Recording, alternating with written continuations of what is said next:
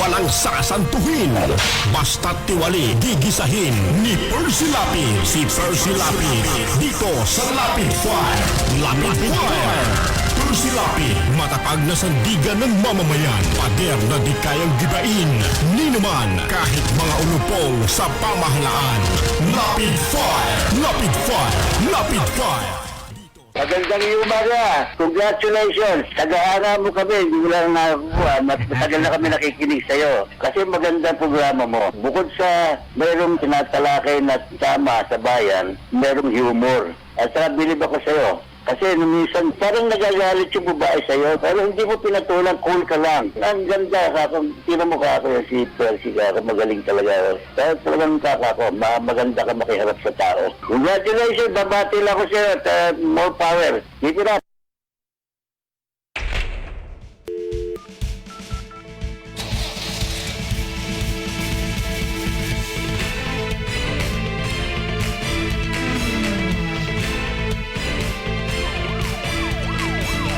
Percy, lapit, lapit far. Bang, bang, Percy, lapit far. Ang tapang niya'y kakaiba. Walang takot sa pagtirang. Oh yeah, oh yeah. Kapag mayroong anomalya, ibubulgar niyang talaga. Oh yeah, oh yeah. Mga kurap sa gobyerno, ibibiso ng walang preno. Maging ito maay politiko. Artista man o kahit sino, sasabugin ang baho nito. Ang lapid fire, walang sinisino. Percy, lapid far. Bang, bang, Percy, lapid far. Percy, lapid far. Bang, bang, Percy, lapid. Huwag na huwag kang magkakamali, gumawa na masama, huwag kang tiwali. Ang lapid fire sa iyo ay nakabantay. Bawat mong galaw, kinikilatis at hinihimay. Kay Percy Lapid, hindi ka ubra, kanyang ihahayag, mapagsamantala. Magnanakaw at mga walang budi, nagpapahirap sa bayan. Mga mapang-api, mayaman at sikat, artista, politiko, ikaw ay umayos kung ayaw mabisto sa lapid fire. Bawal ang abuso, lilitsinin ka ng buhay sa bawat komentaryo. Kay Percy Lapid ay pantay-pantay, walang silbi ang yaman sa buhay. Lahat tayo'y magkakapatid, pag-ibig sa bayan, ating tanging hatid. Mga kurap sa gobyerno, ibibiso ng walang preno. Maging ito maay politiko. Artista man o kahit sino, masasabugin ang baho nito. Ang lapid fire, walang sinisino. Percy, lapid far. Bang, bang, Percy, lapid far. Bang, bang, Percy, lapid far. Bang, bang, Percy, lapid far. Bang, bang. Ang balitang ito ay hatid sa inyo ng Hataw. Number 1 sa balita, basta tabloid. Hataw!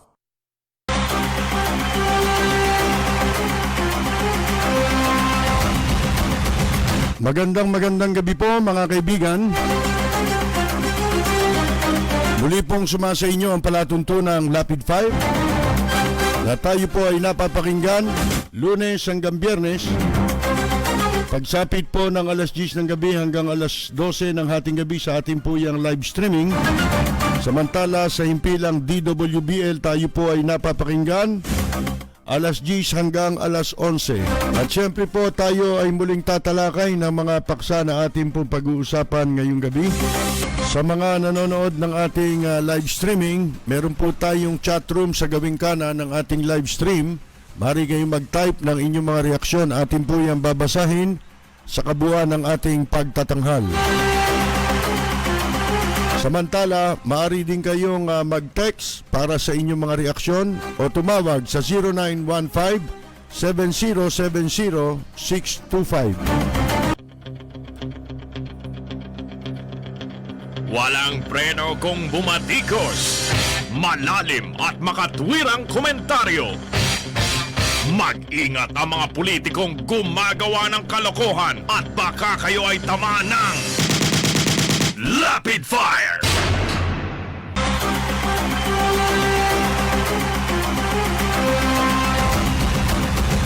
Lulutang daw po sa Lunes, mga kaibigan, para sa isang address o magsasalita sa television, mga kaibigan, sa Lunes mula sa Davao, si Pangulong Duterte.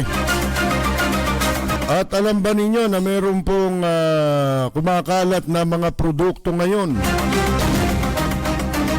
na ito pong mga produktong ito ay tahasan ng bumababoy, bumabastos, lumalapastangan sa mga Pilipino sa pamamagitan na yung pong kanilang mga produkto ay sinasabing gawa sa Manila Province of China.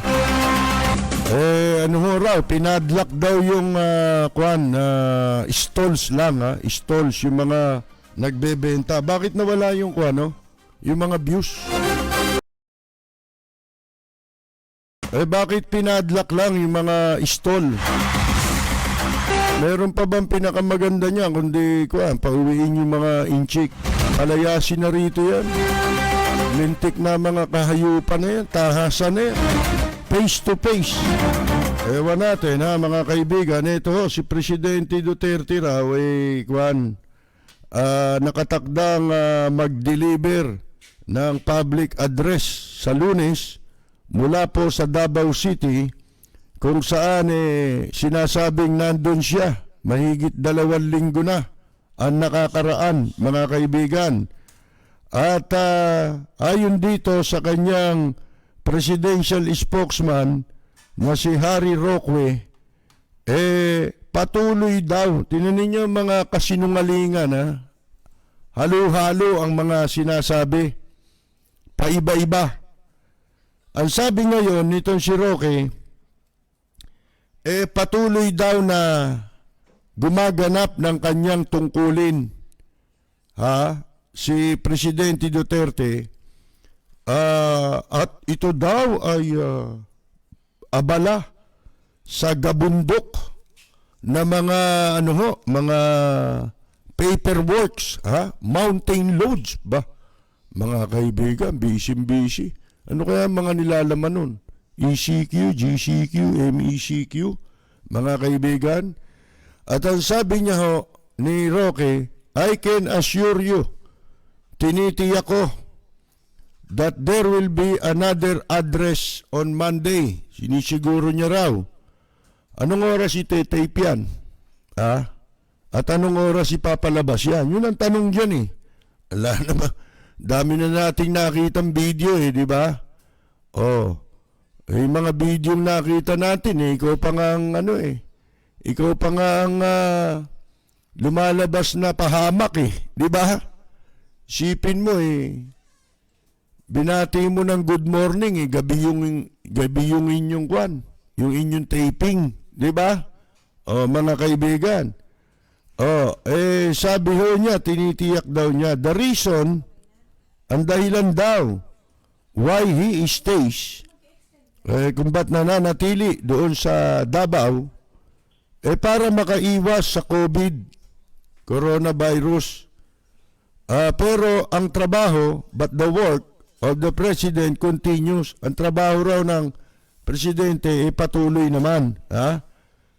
Sabi niya, every time we leave Manila, hindi naman yun ang, sipin mo, we leave Manila, we bring with us mountains of documents for President. I can assure, appointments alone constitutes mountains of documents. Yun lang naman talaga nasa inyo appointments. Mga kaibigan, di ba? Appointment ng mga magnanakaw sa gobyerno. Sino ba susunod na magnanakaw sa PhilHealth? Habang suspendido yung ibang magnanakaw, di ba? I'm sure our president as a former mayor looks at each document thoroughly. mga sinasabi nito pawang mga hindi totoo eh. Ha? Mga kaibigan eh. Oh, ngayon, paano ngayon yung sinabi ni Roque na ang presidente nasa perpetual isolation? Paano ngayon yun? How do you reconcile that? Sabi nga sa English. Paminsan-minsan nakakatsamba tayo. Hindi ba? Paano mong itutugma yung sinabi mo, ikaw mismo ang pahamak eh. Di ba? Yung perpetual isolation, kung yun, uunawain mo sa ibig sabihin ni Roque, indispose ang presidente, mga kaibigan, na walang takdang panahon. Mga kaibigan, siya nagsabi niyan eh, pagkatapos sasabihin mo, totoo, abala sa trabaho, mga kaibigan, abala sa patuloy na pagtatrabaho, gabundok ang mga dokumentong pinipirmahan. Sana sinabi mo ano yung mga gabundok na yun. Yung ba yung listahan ng mga yung mga nawawalang pera sa gobyerno? Talagang gabundok yun. Pagka yun ang pinag-usapan natin, mga kaibigan. Pero kung ang pag-uusapan mo, mga investment, wala na eh. Totally, parang naibenta na itong Pilipinas, kaya parang sinisikap na babuyin ang saligang batas natin. Ito, meron na naman ngayon isang sulat na ipinadala ng mga laos na politiko sa isang laos na hindi manalo-nalo sa eleksyon, hindi na nga nanalo sa eleksyon, abay, katakot-takot pa naging kaso, mga kaibigan. Asan ba yun? Hanapin ko lang yung sulat na ito. Ito'y sulat, liham, mga kaibigan, tungkol sa isa pong sa isang grupo raw sila na mga Makaduterte, Mayor Rodrigo Roa Duterte, National Executive Coordinating Committee, mga kaibigan. Ano po, yan ang pangalan ng grupo. At itong sulat na ito ay naka-address. Paano ko kaya mapapalaki ito? Naka-address. Dapat download muna, hindi ba? Naka-address po ito kay Philippine National Police Acting Chief. Acting Chief ito di ba? Hindi naman ito naging naging regular sa kanyang pwesto So, acting ito at dapat ay retirado na ito dahil siya po nag-birthday na mga kaibigan ngayon, ito'y may petsang August 17, 2020. Ito babasahin natin Dear PNP Chief, PNP Gamboa, mga kaibigan, the Mayor Rodrigo Roa Duterte National Executive Coordinating Committee launched the People's Coalition for Revolutionary Government and Charter Change at Baraswain Church, Malolos, Bulacan, last July 25, 2020. Akalain mo yung makasaysayang Malolos Church, nilapastangan din itong mga taong ito. Doon daw sila noong July 25 ay naglunsad ng ng grupong tinatawag na People's Coalition for Revolutionary Government and Charter Change para daw ito sa revolutionary government at pagpapalit ng saligang batas. Doon nila ginawa kasi po yung ating simbahan na yan, di ba? Diyan din yung ating yung kauna-unang ano ba ang ano ron? Ginawa dun sa na makasaysayang ginawa sa Malolos Church. Isang makasaysayang pagtitipon, di ba? Ano yan? Teka, hanapin lang natin kasi alam nyo naman tayo, malilimutin eh. Habang hinahanap. Importante ito. Ito, isa sa mga masasabi nating manipulasyon. Hindi ko naman sinasabi na nasa likod nito si Presidente Duterte rin. Kung hindi, may mga taong gustong magsipsip. Katulad nito, ang tagal nang nangangarap nito na mapwesto sa gobyerno. Itong nasa likod nito, na sumulat nito. Malolos Congress, first Congress in the Philippines, noong pong September 15, 1898. Under the presidency of Pedro Paterno. Hindi, meron pa mga kwan yan eh. Yung ating yata saligang batas dyan din pinagtibay mga kaibigan eh. Ngayon, eto ho, tuloy muna natin ito. Mas relevant ito ngayon dito sa pinag-uusapan ngayon dahil ang presidente hindi na pagkikikita ng publiko.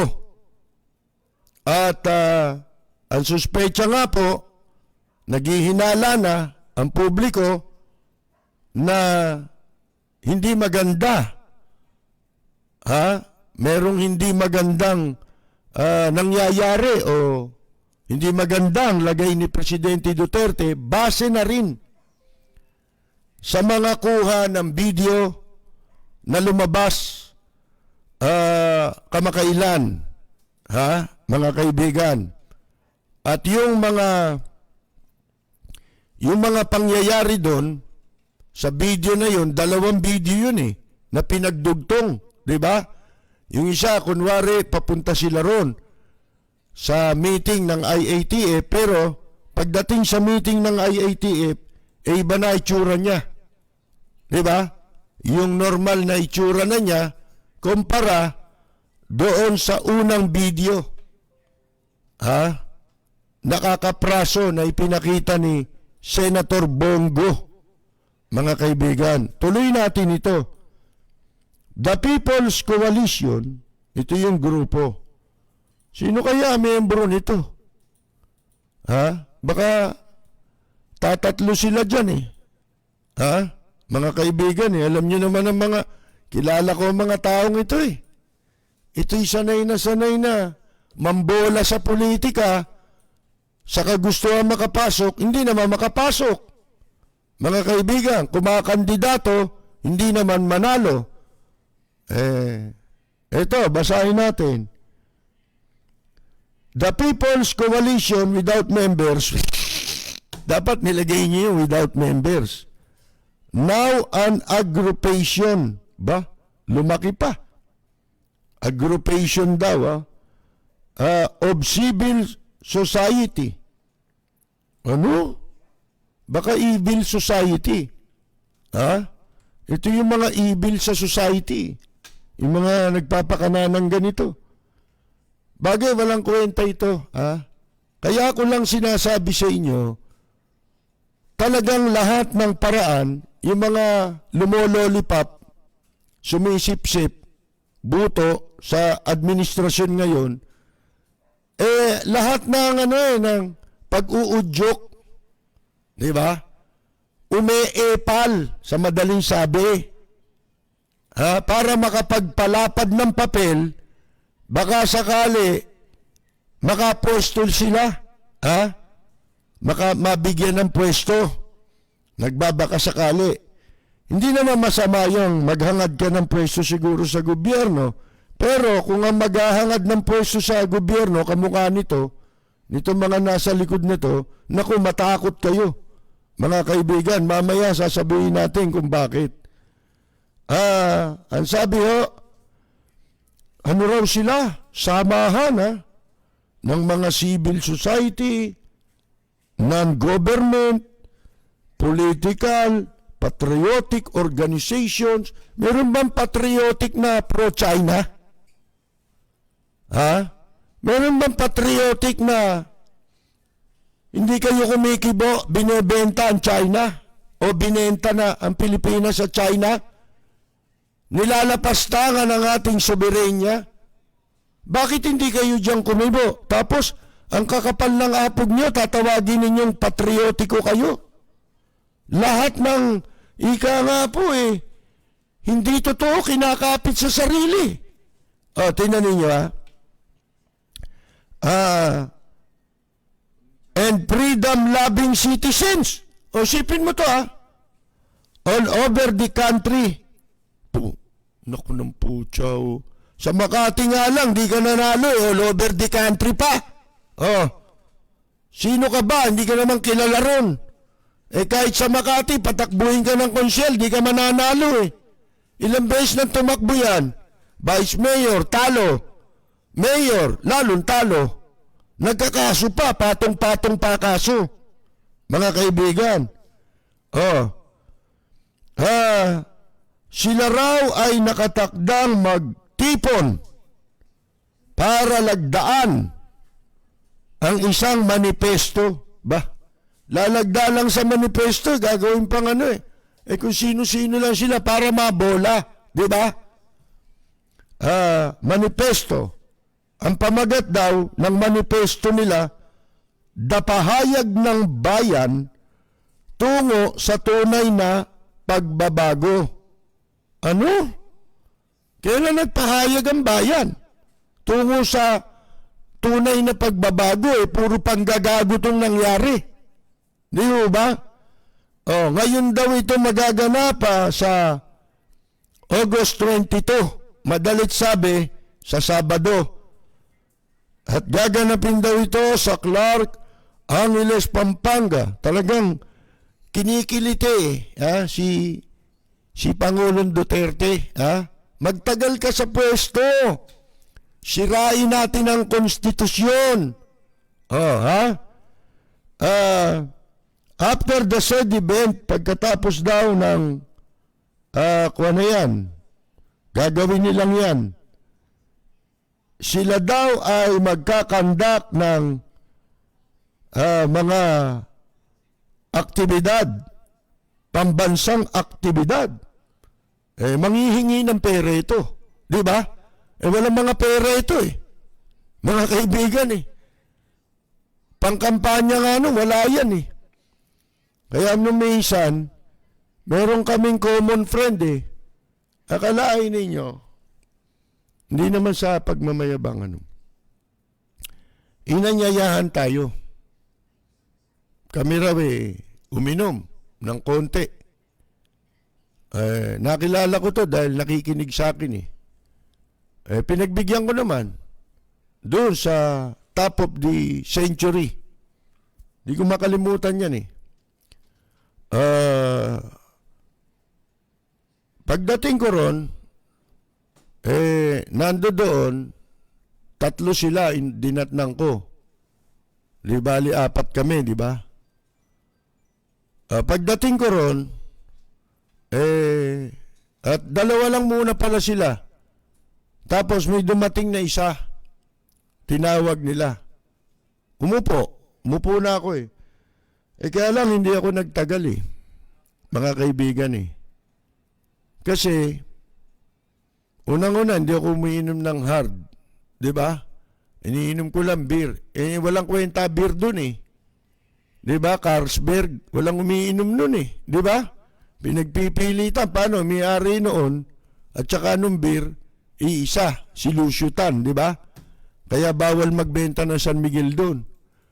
Na ibang brand ng serbesa. So, hindi ako pareho nakakainom noon. Hindi ako nagtagal kasi nga, wala eh. Sila lang ang nasasarapan sa iniinom nilang pundador. Yung pundador panghugas ng payo sa Bureau of Customs. Mga kaibigan, hindi ako umiinom nun eh. Lintik ang alcohol nun, para kang umiinom ng yung alcohol na pinamamahid natin ngayon sa kamay, di ba? Hindi ako umiinom nun. Ngayon, alam niyo ba kung sino? Itong taong ito, yung listener na nag-imbita sa akin, ando doon yung anak ni Lucio Tan. Yun yung pinakilala nila sa akin. Tapos di rin ako nagtagal eh. Anin ko yun, di ba? Ngayon, ito ho, sila raw magsasagawa ng kung may pera itong mga ito, di sana konyak ang iniinom namin, di ba? Baka sumali ko sa inuman. Hindi. Mga kaibigan mukhang naamoy ko yung pundador, peki pa yata eh. Kasi dala nila eh. Bit-bit nila papasok doon eh. Ngayon, pagkatapos nga daw niyan, magsasagawa ng build-up campaign preparatory. Pinagaganda pa eh. 2-hour-long march. Sa mahaba nilang gagawing pagmamarcha patungong Malacanang para for people. Tignan mo kung ano-anong mga bulaklak ang kinukuhan dito. Pawang mga hindi totoo ito eh. Pagka ganito sulat sa mga politiko, nako, kay maniwala. Kahuli-hulihan yan, penging budget. Mga kaibigan, ayan magsasagawa niyan, lalakad, idideklara daw nila yung revolutionary government at aapila kay Presidente Rodrigo Roa Duterte. Kinukumpleto pa yung pangalan eh. Ilan naman kapangalan yan, di ba? To head, para pamunuan the said revolutionary government. Yan daw, nasabing revolutionary government na yan under a revolutionary constitution. Sipin mo, gusto lang magkapera at magkapwesto, pati constitution gustong ibinebenta ng walang kabuhay-buhay yung konstitusyon eh. Sipin mo kung nakapagsasalita yung konstitusyon, baka pinagsasampal ito eh. Mga kaibigan, sasampalin yan eh. Tatadyakan pa yan eh. Bakit mo ako binebenta dyan kay Presidente Duterte? Para babuyin ako niyan at lapastanganin ako niyan. Di ba? Ganun yan eh. Mga kaibigan eh. Pasalamat ka, hindi nakapagsasalita yung konstitusyon. Di ba? Dahil tiyak, kung nakapagsasalita yan, pare-pareho kayong mumurahin yan. Sipin mo, inilalako mo yung konstitusyon, ikaw ba may-ari niyan? Kailan mo nabili yan? Para ialok mo. Kay Presidente Duterte, inaalok yung konstitusyon, babuyin. Magtayo raw sila revolutionary government. Kala mo, private property niya yung konstitusyon. Gago! Mga kaibigan, ito, kasi ito, kaya natin binabasa, ito'y mga pamamaraan nila eh. Kabilang itong mga taong ito na nagsisip-sip para hindi masunod ang konstitusyon sa rule of succession. Meaning to say, kaya nila ginagawa ito, meron na silang ipinapahiwatig. meron na silang ikinababahala na pwedeng mangyari at pag may nangyari, ayon sa saligang batas, ay kailangan si Vice President Leni Robredo ang dapat mamuno ng ating bansa. Alinsunod yan sa ating saligang batas. Ngayon, di mo, nambobola, di ba? Para pamunuan daw yung revolutionary government. Until natatagal daw yung revolutionary constitution hanggang December 31. Edi parang masahol pa sa martial law yan. Pagsamahin mo na lahat, yan ang pinaka nakakatakot na gagawin nila. Revolutionary government. Sipin mo walang dahilan. Di ba naikwento ko na sa inyo kung bakit si Mrs. Cory Aquino nung maluklok sa kapangyarihan, kung bakit nila inabolis ang konstitusyon. Mga kaibigan, meron silang dahilan. Ito walang dahilan eh. Gusto mag-revolutionary government? Anong dahilan nyo? Di ba? After which, sabi niya, election shall be held. Isip mo, mahigit 1 taon, magkakaroon ng revolutionary government. Walang karapatan ng tao. Pag revolutionary government, tandaan nyo yan. Kung merong konstitusyon kung sino-sino pinagpapatay dito, di ba? Na walang nagawa. Lalo pa yan. Nahihilo ka ba? Naintindihan mo ba sinasabi mo? Ngayon, election shall be held under the newly amended Constitution. Ba? Gagawa pala sila ng konstitusyon. Parang magdodrawing lang, mga kaibigan. At ang gusto nilang mamuno, si Presidente Duterte. Di legal na lahat. Legal na pagnanakaw. Legal na ang krimen. Lahat na. Legal na. Lahat ng krimen, legal na. Sila pasulatin mo ng konstitusyon. Mga kaibigan. Magkakaroon pa raw ng eleksyon. Gusto nyo na nga mag-revolutionary government, magpapa-eleksyon pa kayo. Di sira ulo nyo. Di ba? Sira ulo nitong nagpapanukala nito eh. Hindi niya naintindihan sinasabi niya eh. Halatang-halata, nang bobola siya eh. Kasi gusto niya lang mapabuti siya. Di ba? Hindi baling ang bansang ito, siguro galit na sa mundo ito eh. Sa dami ng kabiguang inabot nito sa buhay eh. Mga kaibigan eh.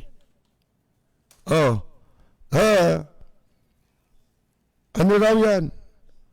At yun daw eleksyon, isasagawa, idaraos sa ilalim na ng bagong saligang batas as a fundamental law of the land. In a federal form of government. Alam nyo ito, logic lang. Alam natin lahat ang kinatatakutan ng mga nasa administrasyon ngayon. Yung sila mawala sa pwesto. Diba? Lalo na, nagsalita yung bagong miyembro ng Supreme Court, Associate Justice, si Justice Padilla, yung babae, tungkol sa kanyang opinion pagdating sa kaso sa International Criminal Court. Ano sabi niya? Ang sabi niya hindi nila matatakasan o matatalikuran na managot ang kanilang pananagutan. Kung sila'y may kaso. Bakit? Kasi umalis sila dyan nung meron nang nakahaing reklamo Sana umalis sila, wala pa nakahaing reklamo. Yan ang totoo niyan, aminin natin at sa hindi.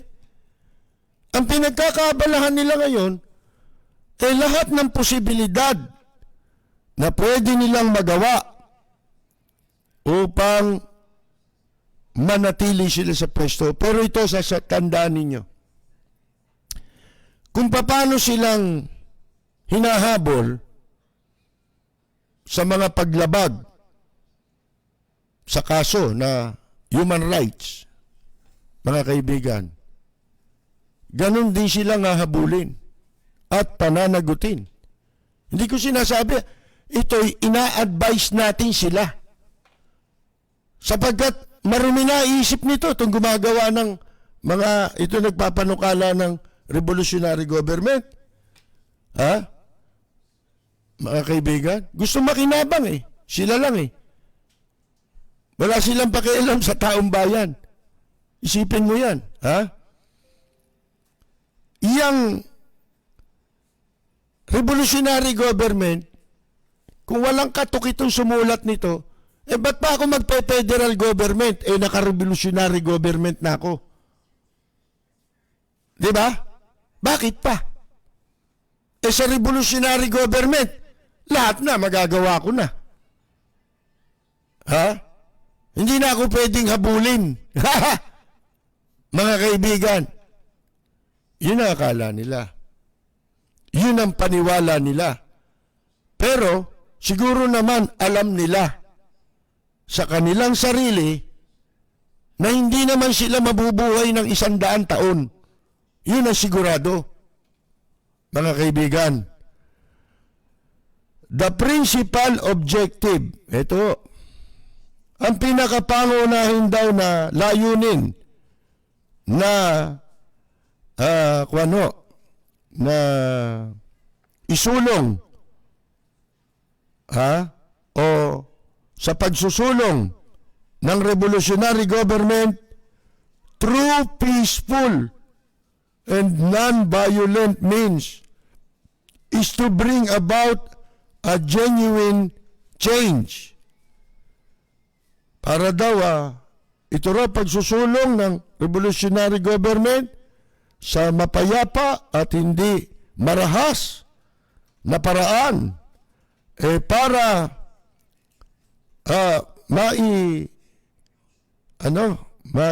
sa katuparan ang tunay na pagbabago that we na ating and then candidate Mayor Duterte promised during 2016 presidential campaign to establish law and order, public safety, equal opportunity. Ito na, binobola, puro pambobola, uto-uto, inuuto-uto. Kasi yun ang gusto na naririnig ni Presidente Duterte. Kung kayo, pinag-aralan niyo yan, gusto niya ganon. Utuin mo siya. Magsipsip ka ng sipsipin mo ng sipsipin. Dilaan mo yung puwet. Ganon ang gusto niyan. Ayaw niya na may magsasabi sa kanya ng consequence. Kasi ang pagkakakilala niya sa sarili niya, lagi siyang tama. Banal na makapangyarihan sa lahat. Kaya nakita mo, ultimo Diyos, binura niyan. Diba? Daig niyan ang Santo Papa. Mga kaibigan, ito naman mga buhong na Dutertanings, mga kaibigan, mga Dutertanings ni Digongyo, isipin mo, tama lahat ang ginagawa niyan. Walang mali. Kahit konti. Wala. May mali ba? Wala. Ayan, mga kaibigan. Wala buhong Meron ba matino sa mga buhong?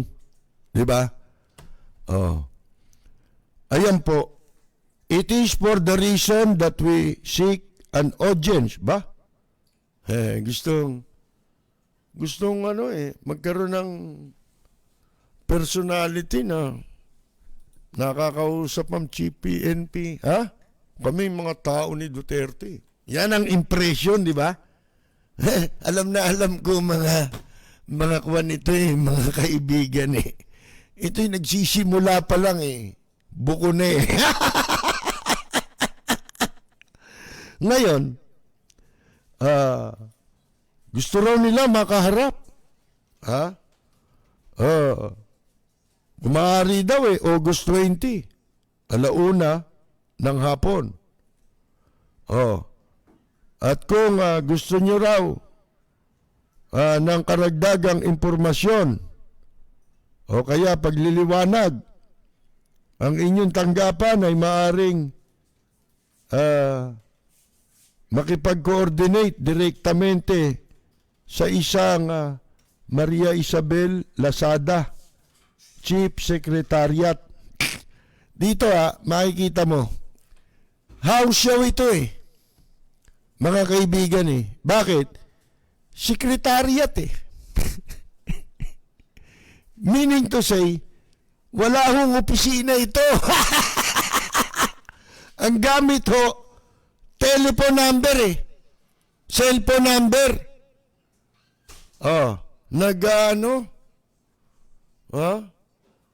Yung gustong itampok yung sarili na parang kung sino. Di ba? Itinatanghal na,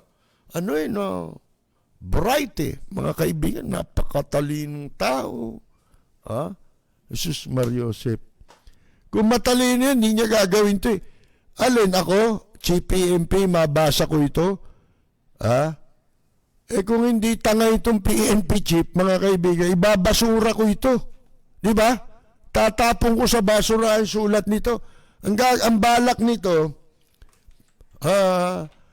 kargahan si Gamboa. Di ba? Para magmukha siyang matikas, di ba?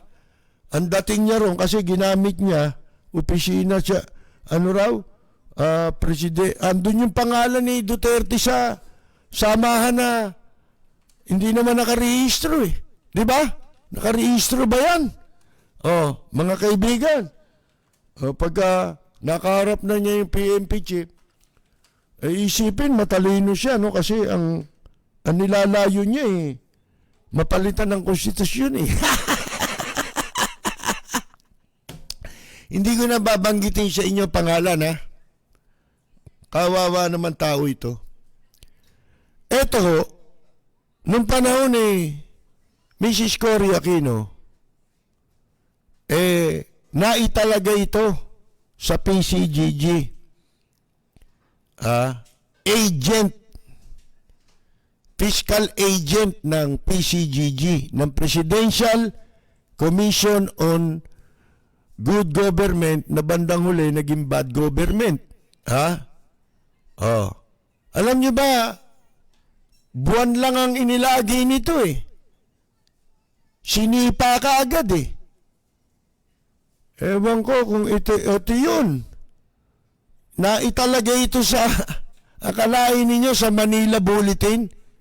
Yung fiscal agent, yan yung mga, pinapupunta dun sa mga binabalak i-sequester ng gobyerno ni Mrs. Cory Aquino noon.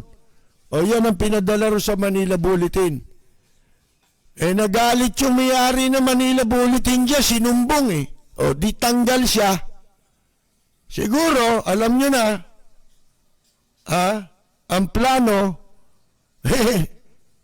bigay ikaw regalo, para hindi ako sumbong. Kasi mangunguha yan ng dokumento eh, di ba?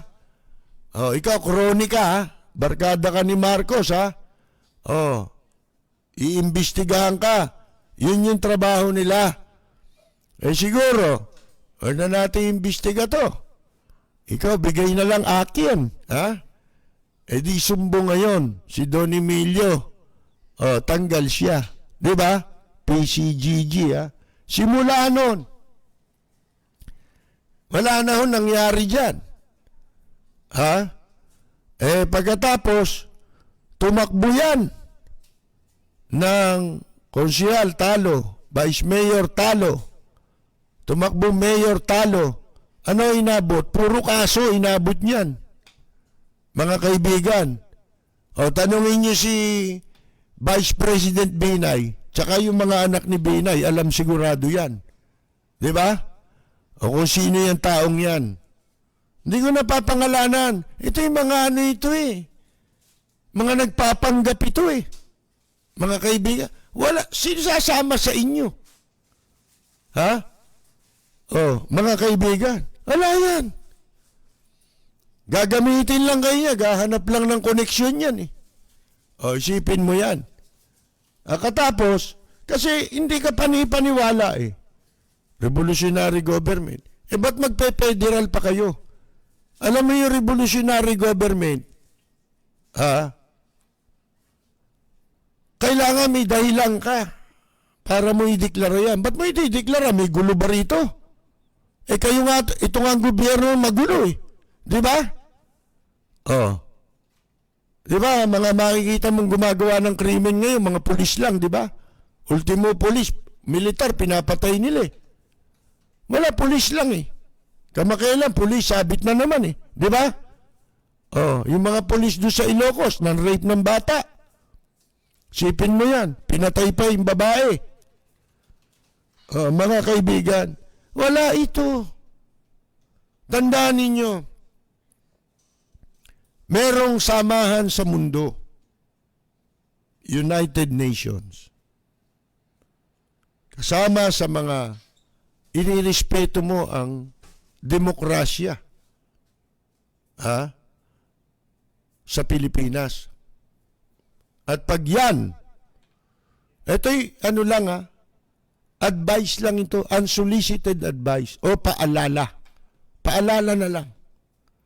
Kasi alam naman ninyo ang consequence. Kaya alam, baka mahilo kayo sa kalasingan ng power, masyado kayo malango sa kapangyarihan, hindi nyo na naisip ang consequence. At kaya natin sinasabi ang consequence sapagkat ang magdurusa lagi sa mga masamang plano, taong bayan eh. Ito nga, demokrasya na nga tayo. Katakot-takot ang kalbaryo na inaabot ng mamamayan, lalo ngayong pandemya, pagkatapos hindi pa natin makita kung may presidente pa tayo. Lalabas sa Lunes. Sino lalabas sa Lunes dyan? Baka mamaya yung gumagaya, yung impersonator ni Presidente Duterte ang ilabas dyan. Nakita ko yung litrato eh. Di ba? Ang daming litrato nun eh. Kamukha eh. Ayan na niya, si Presidente, biglang lumakas. Mga kaibigan, So, lahat iniisip nitong mga, siguro, kahit pa paano, nakakadali-dali ito, nakakakuha ng, pero ako, alam nyo, ako pakitaan mo ng ganitong sulat. Hindi ako chief PMP na mas matalino sa atin. Di ba? Pero pagka ganito ang sulat, itatapon ko sa basuran eh. Bakit? Niloloko ako nito eh. Mga kaibigan. Ito nakalagay she can be reached through her mobile number. Ba't walang opisina? Pagka ang sulat nilagay, secretariat, ibig sabihin walang sariling opisina. Mga kaibigan, yan ang address mo, secretariat. Tapos bibigay cellphone number. Di mag-messenger ka na lang, mag-PM ka na lang, di ba? O mag-email ka na lang. Ba't nagpapadala pa kayo ng hard copy ng sulat? Tulad niya, nabasa na. Pero ito alam nyo, itong taong ito, may panahon nung kumakandidato ito, kumuha pa ng programa sa radyo nandun kami nun sa DWBC, kami nila Kauding. Ayan, alam ni yung may-ari, kaibigan natin si Benji. Benji Bueno, Hodrial. Anak na may-ari yan. Anak ni Mr. Bueno yan. Baka sigurado nakikinig pa ngayon sa atin yan eh. Nag-broadcast pa to ron eh. Mga kaibigan eh. Ang binabanatan lang si Binay ay kinakampanya niya yung sarili niya. Sa radyo. Pero hindi nagtagal eh. Talo rin eh. Mga kaibigan. Paano? Medyo yung dating pa lang mabubuisit ka na eh. Akala mo kung sinong mayaman. Hindi naman. Mga kaibigan. Ito kapatid pa ito sa akwan eh. Half brother ito nung multimilyonaryong namatay eh. Di ko na rin sasabihin kung sino. Kaya ko lang binabanggit yan para alam ko kung sino yan. Kulang na lang sabihin ko eh. Panloloko yan eh. Yung sulat na yan. Naku, mga kaibigan. Sino pupunta riyan? O kung may pumunta man dyan, gagamitin kayong props niyan. Di ba? Para maipakita, suportado yan. Bawal yan eh. Hindi nyo ba alam? Bawal yan. Mag-participate yung mga pulis, militar o mga nasa gobyerno sa mga political exercise. May kinalaman sa politika. Bawal yan. Hindi ba niya alam yun? Mga kaibigan? Walang preno kung bumatikos. Malalim at makatwirang komentaryo. Mag-ingat ang mga politikong gumagawa ng kalokohan at baka kayo ay tamaan ng Rapid Fire! Sa Lunes, lalabas daw si Presidente Duterte sa TV. Ang hindi lang sinabi rito kung nakatape. Hindi naman sinabing live eh. Di ba? Sabi lang meron daw address sa Lunes. Pero hindi sinasabi kung live. At saka pag live, may mga pamamaraan para masabi mo na live talaga yung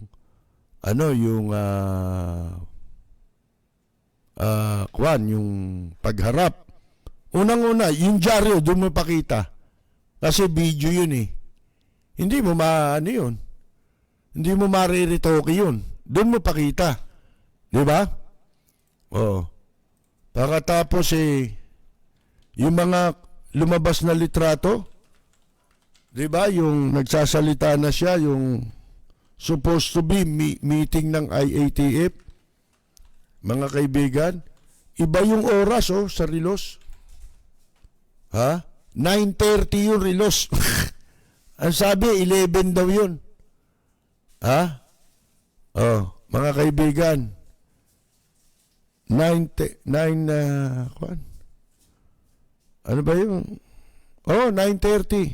Kasi, pinag-aaralan ngayon yung mga litrato na yun eh. Ang daming, sinasabi na para may pakitang hindi totoo eh. Yung kumakain. Akalain mo yung isang kamay?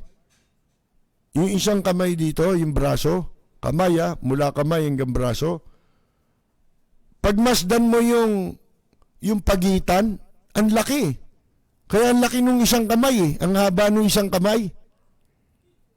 Kung titignan nyo mabuti. Yung damit nung kaharap niyang babae, binago yung kulay. Ewan ko kung ano yung tinakban doon. Initiman. Tapos yung anak, bata pa ron sa litratong yun dalaga na ngayon yun. Di ba nasabi ko na sa inyo yun? Mga kaibigan, talagang halata yung yung mga ginawa ngayon na kung ano-anong isinama ro sa litrato, mas maganda pa pagkagawa eh. Kesa dun eh. Sipin mo parang larawang kupas. Kupas na larawan. Yung kumakain sila sa Davao, mga kaibigan. So, yan po ginagawa yan, yung mga plano na yan, makikita ninyo yung intention na walang hanggat maaari, lahat magawa nila para manatili sila sa poder ng kapangyarihan. Oh, mga kaibigan, di ba? Katulad niyan, yung konstitusyon babaguhin mo. Bakit hindi na naayon sa gusto mo? Ba hindi pwede yun. Di ba? Katulad nitong gumawa ng sulat, nung una, kurista sila eh. Kaya nga siya nabigyan ng pwesto eh. Sa administrasyon dati ni Pangulong Cory Aquino, fiscal agent nga lang. Di ba? Pero hindi rin nagtagal dahil nagmadali. Ngayon, di ba, sa ilalim ng administrasyon ni Mrs. Cory Aquino, ginawa itong saligang batas na ito. Mamaya, gusto ko ipagpatuloy yan para maintindihan ninyo. Di ba, mga tumatahol ng revolutionary government, nag-uudyok yan eh. Tinitignan nila, wala namang kumakagat, di ba? Pero kaya nila ginagawa ito para maging malinaw. Lalo ngayon, especially ngayon. Sapagkat makikita mo na nababahala sila. Kaya gusto nilang mangyari yan, meron silang ikinababahala. Na yan ay lalo pang magpapalakas sa hinala, tuloy. Lalong mapaghihinalaan na si Presidente Duterte merong hindi magandang kalagayan. Mga kaibigan, dapat taliwas sa sinasabi ni Presidente Duterte na wala tayong pakialam, meron po. Yun po ang nasa saligang batas. Yung sinasabi nyo, sa bibig nyo lang galing yun. Na kung kailan mo gustong lumitaw, kailan mo gustong umalis, ba hindi pwede yun. Nasa konstitusyon yan eh. Lalo na kung may pagdududa pagdating sa kalusugan, nasa batas yan. Tayong lahat ay sakop nito. Lalo ang mga nakapwesto. Di ba? Nasa ano yan? In case of death, permanent disability sa Article 7, Section 8. The Vice President shall become the President to serve the unexpired term.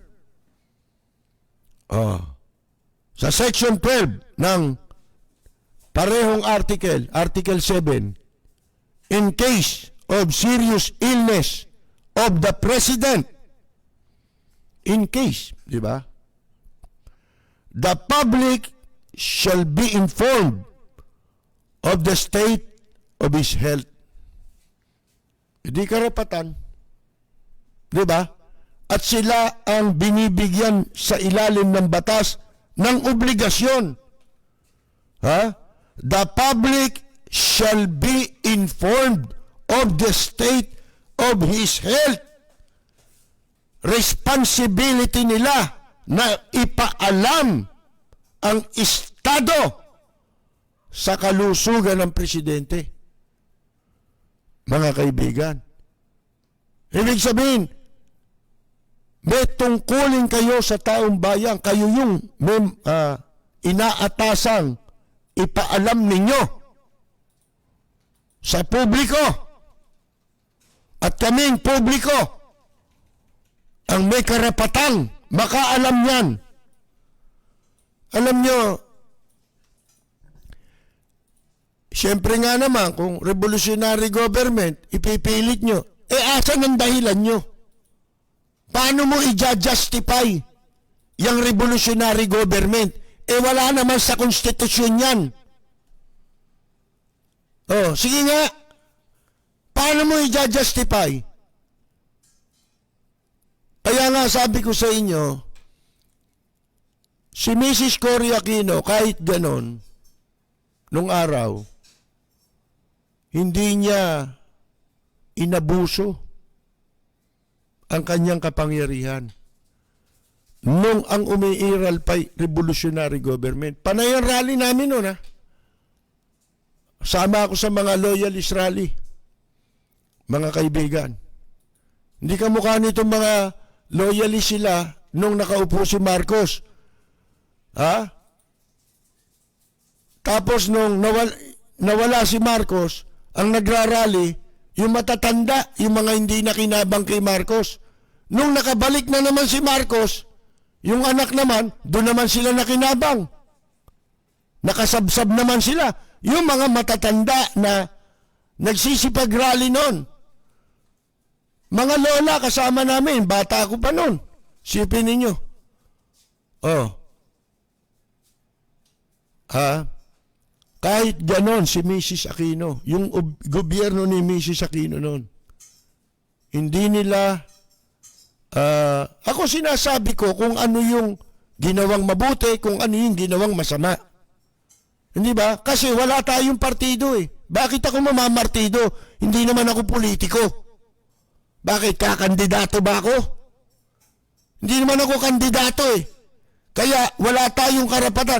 At ang problema nito ngayon, hindi ito tungkol kay Marcos, hindi ito tungkol kay Cory o sa mga Aquino. Ito'y tungkol sa ating kapakanang mga Pilipino. Pare-pareho. Ang nakikiloko lang dyan sa mga revolutionary, mga federalismo, sila lang yan. Yung mga maka-Marcos, nalin lang kayo. Hindi nyo alam, ginagamit yung Marcos Aquino para hatiin ang ating bansa. At madali nilang maisasagawa ang bawat balaki nila laban sa interes ng bansa at ng mamamayang Pilipino. Pero wala na po tayong oras, mga kaibigan, sa ating pong palatuntunan na napapakinggan sa DWBL hanggang alas 11 lang po.